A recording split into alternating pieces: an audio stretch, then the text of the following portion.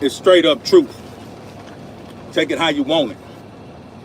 Fuck how you feel. So, when Pimp came home, Trill story starts now.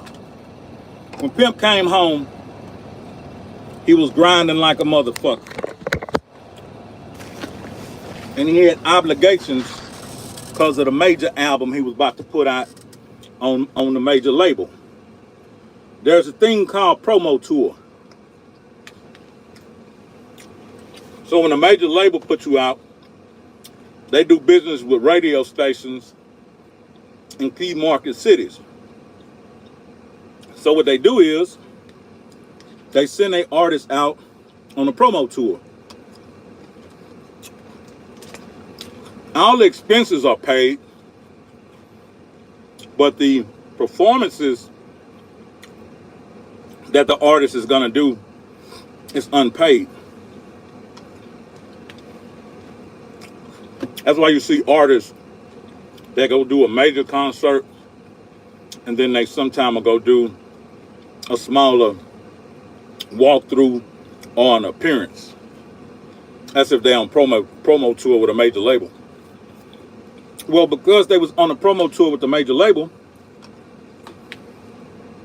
they had all these dates blocked out that were unpaid. So again,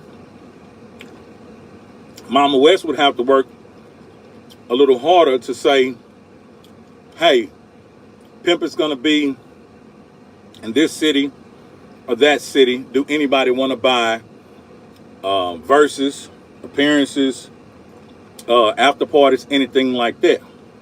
And he would just pick up that extra money while he in that city because the major label bought him there anyway. Him being an OG in the game, he said it himself. Man, fuck a promo tour. I ain't finna go do all these free goddamn shows when I'm being booked for tens of thousands of dollars. So I'm not finna go do all these promo shows. But he kind of told Bun at the last minute, say, man, I appreciate that suit, man. At $199 look good to me, man. Let me see. Let me see. Lil Craig, I don't know how to say it. But he told Bun at the last minute. It was basically when the promo tour was about to start. I guess Bun was checking him out like, what time we gonna meet? We gonna meet in Houston? We gonna meet at the bus? Where we gonna meet? Appreciate that $199, man.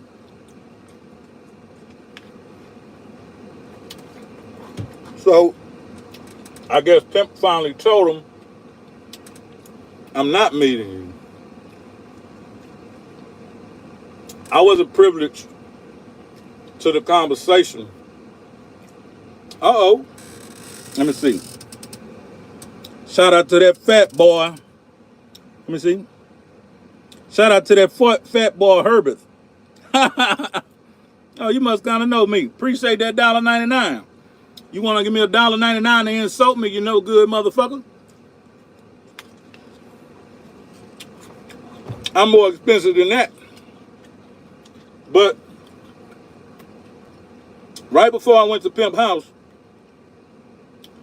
he was on the phone with Bun. And they was having a heated discussion.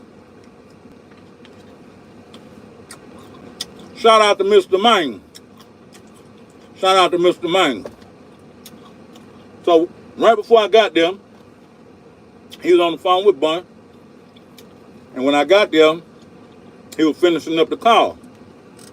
And so from my understanding, they was having a heated discussion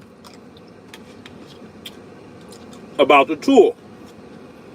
I guess he went on and told Bun he wasn't going. So once he told him he wasn't going,